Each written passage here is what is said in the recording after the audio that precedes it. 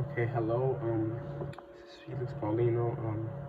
And this is my final project. And basically, I'm just gonna go over what I wrote down here in my final project, things that I basically wrote down here on the future of the pharmaceutical industry and the future of science, because this project is based on that. And well, yeah, this is just it, my project, and I'm going to go with an overview for each slide. Slide 2, this is my introduction.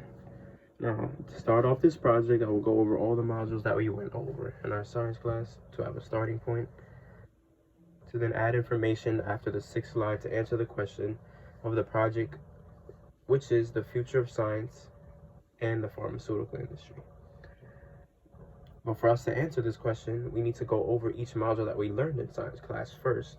So I took 6 slides, right, basically, to do each module, and what I learned from that module is what basically that I did for now, before I talk about the future of science and the pharmaceutical industry. Because first we need to backtrack and now understand what science is, the pharmaceutical industry like itself, RCTs, random controlled trials, corporation therapeutics, placebo, and then we talk about that one slide, which is the last module we did, module 6, the future.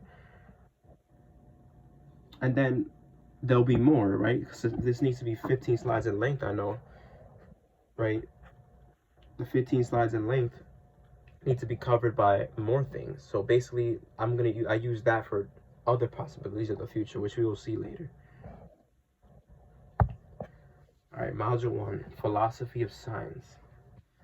So now, basically, this is just explaining we need to know what science is, right? Because before we get to the future of science, we need to know what it is.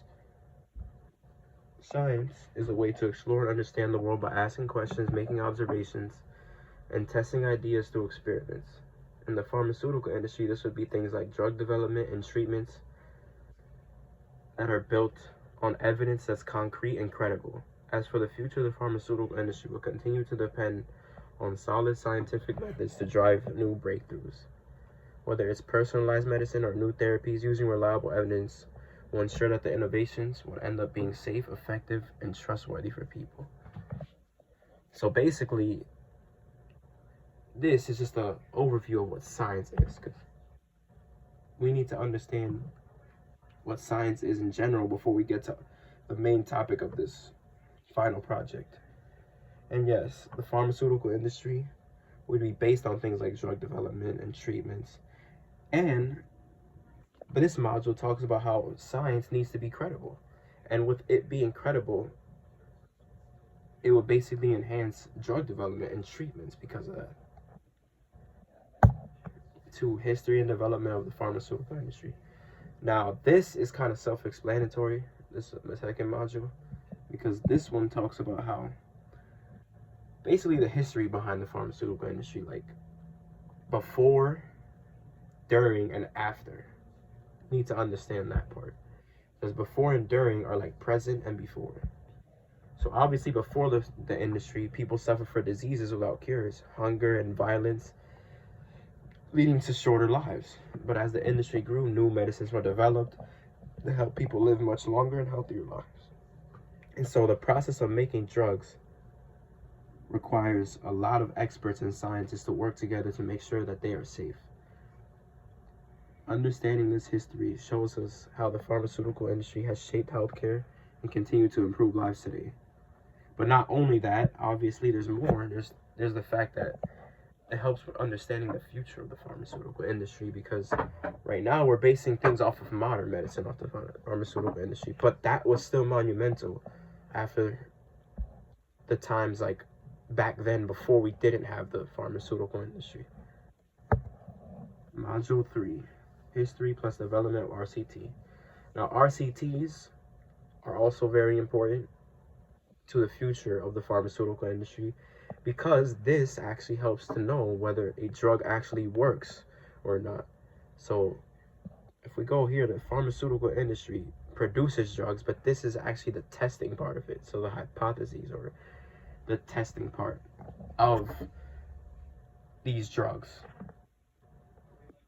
And it does bring us to the future of medicine, because now, by doing random controlled experiments, they'll understand which drugs work, because there are plenty of different people. There's going to be people that take it and don't take it, basically. It's going to be like experiments for each like person. And we'll know what's effective.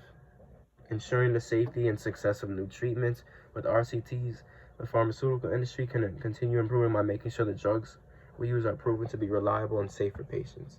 And then, obviously, the next steps will be giving it out to the public, knowing that it works, which is what RCTs are very good for within the future of science.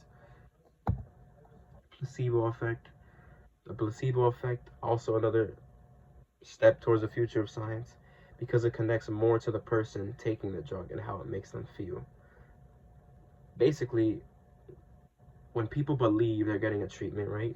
Say a sugar pill, or it could be any type of pill, their brain releases chemicals that help with healing and pain. So this shows that you thinking that it's making a beneficial impact into your health will actually physically make it like that. And that's also what the placebo effect does. Very important, as this will be used plenty towards the future of science. But then this also depends on why does it make this person feel better. Why do placebo effects do this? Like, it has to be more than just brains and chemicals, because the person can't just feel better if it's just them thinking it rather than them actually being better. And so this is how it connects the minds and the body, showing the real impact that it will have on the future of science and it has on people. The role of corporatization in therapeutics.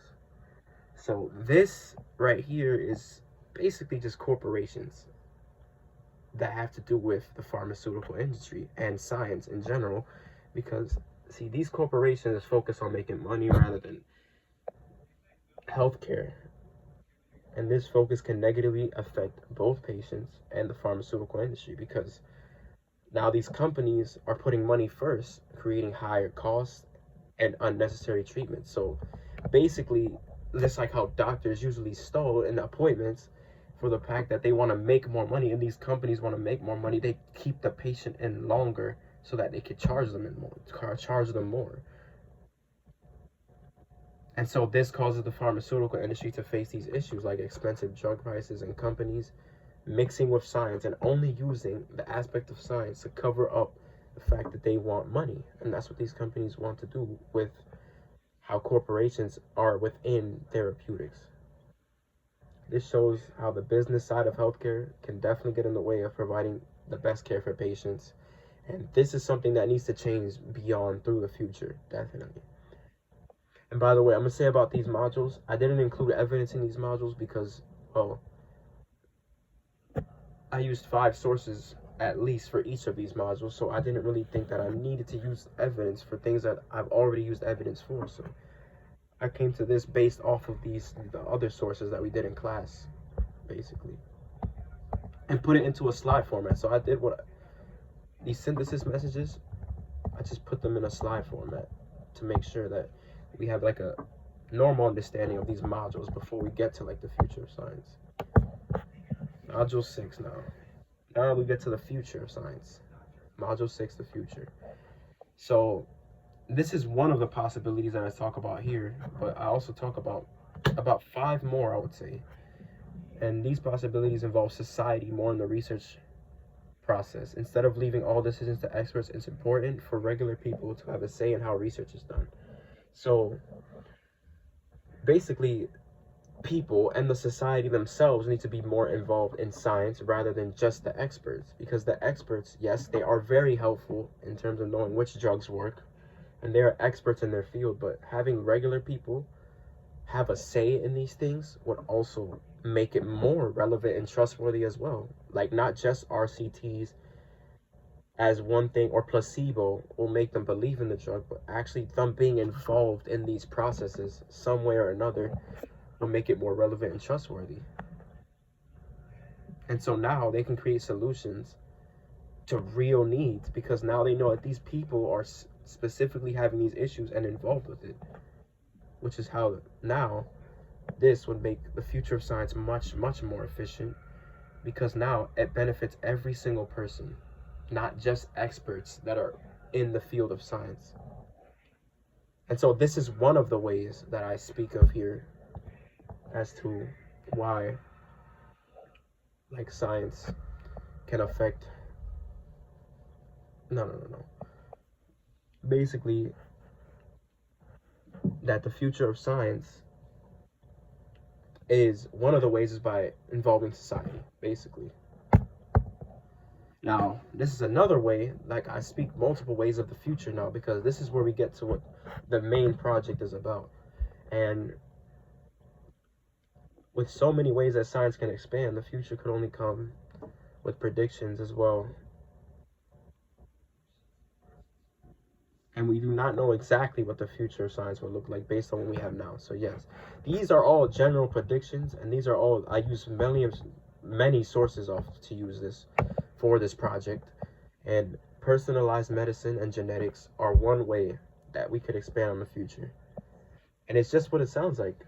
This is basically medicine that is different from modern medicine that we have today, where you just get a pill that treats pain and fever, and everybody can use that same pill. But if you personalize it, which obviously would be difficult, I understand, but this could be one step forward in the future of the pharmaceutical industry, because now you can change or have specific type of medicine that is edited for that specific person's DNA, which would be a challenge, obviously, because we know that DNA is still not fully understood even to this day. But if they were able to do this in the future, for years to come, this would be very monumental.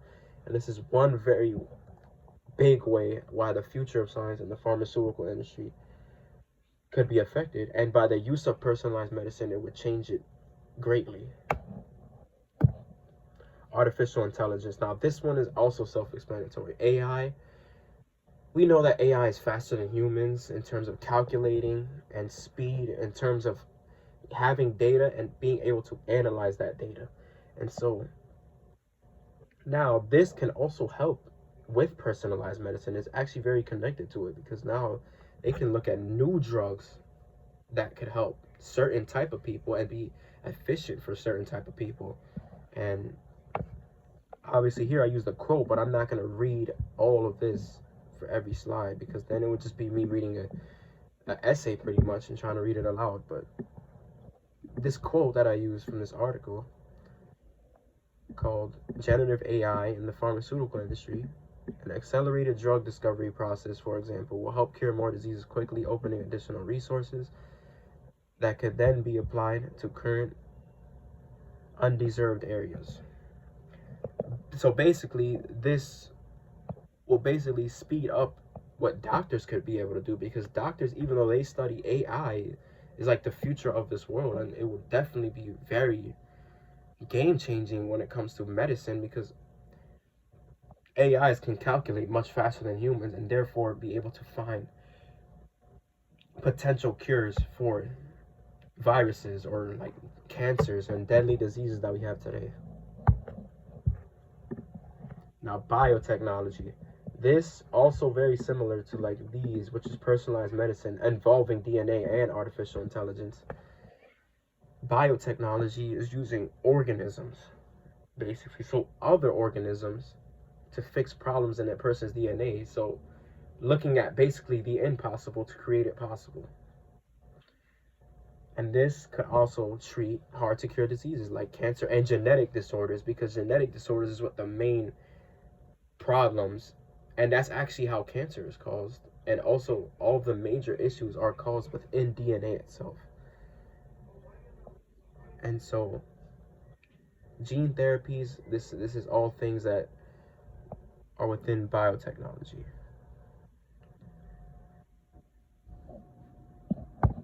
Vaccine development. Now, vaccines, this was obviously one that I would have definitely known to search up about. And vaccines are like basically the cure for all the bad diseases that we have today. And this being much, much better would make general sense for like looking ahead, basically. Like, so COVID-19 is a vaccine that we all known about, and it was a very bad virus. But even then, now, as it says here, in advances in vaccine technology, in the future, we want longer lasting vaccines that require fewer doses and a combination of vaccines that provide protection against multiple infection diseases. So obviously we had COVID-19, but what if there was a way to strengthen vaccines? A way to, and this is the one thing that the pharmaceutical industry could look upon to strengthen vaccines, and also go for other diseases like HIV and AIDS, right? HIV and AIDS does not have a vaccine. And even though it would be incredibly difficult to create one for an autoimmune disease like this, because it's such a rare disease that you're so unlikely to genuinely get it, that making a vaccine would be hard. Because it's like, I mean, HIV is like, it mutates throughout your like DNA, and it's something that is extremely hard to cure. But if they look into these things, it would make it much better. It will make vaccines be basically almost a cure for almost every disease, but not even just a cure, just so that people don't die from the disease, obviously. So that, because HIV, if you contract HIV, you won't obviously get it guaranteed, but if you do get it, like, all you can really do right now is slow it down. So we got to look into like bigger diseases, ones that actually cause death within people, and that's where vaccine development comes in. All right, 13. As here I started running out of ideas, I started to use digital health, obviously going within AI, but using fitness trackers and smartwatches. So now these things, obviously, you know what these things can do. Apple Watches, fitness trackers, they track your heart rate, how well you sleep. And this information can help doctors in the future of science be much better, because now it lets people stay healthy and manage long-term conditions like type 2 diabetes, things that are very hard to, almost nearly impossible to reverse. And within these links, I use quotes, but I'm not going to read these quotes because these quotes are to be read within the slide itself for the assignment. But digital health and wearables like fitness trackers are a future, because it will make technology much, much better, and people live long lives, which is the whole goal of the pharmaceutical industry, pretty much, is for people to live longer. And this was said in many videos, even in the second module of this class, that was the whole purpose of the pharmaceutical industry, to cure diseases. And so these are like on the go cure, like on the go trackers of your health. So like if you're on the go and you're outside and you can't be with a doctor at that moment, like, these are also game changers and very important to the future of science. And then finally, this is my last topic, the future of science. Now, basically, the pharmaceutical industry also needs to make sure that not just us in the US are getting like medicine, right? Because this is also a global effort. So the entire world needs to get all these things. And while US is more of a richer side country, because the US Italy has everything top notch, medicine, doctors, like everything to take care of people is very high in the United States. But we need to make sure, like in third world countries, you're gonna have areas that aren't in the US, things like Africa, Dominican Republic, like all these places also need to have these advancements. And this is where the Global Access Program comes in that I looked about on my research. So basically, all of these advancements just need to be able to be spread across the world. And so obviously this creates a lot of demand, and this also affects the press and social media and stuff like that, because this is how you want to improve health around people throughout the entire world. And these global access programs are things that spread globally. These things, the advancements that we get in the US, AI, stuff like that, still needs to be able to be spread around the globe, and not just live only in the United States, where basically this is kind of like a luxurious area compared to those areas. But it would make sense to have every area. Now that concludes my project. I only did an overview here because my narration doesn't have to be me reading every single thing I wrote, but I put at least, I would say 4 to 5 sentences, a paragraph at least for each slide, because I feel like that's reasonable.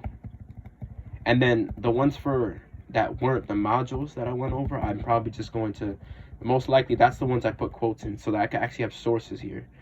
But here, in conclusion, the future of science in the pharmaceutical industry is full of exciting possibilities.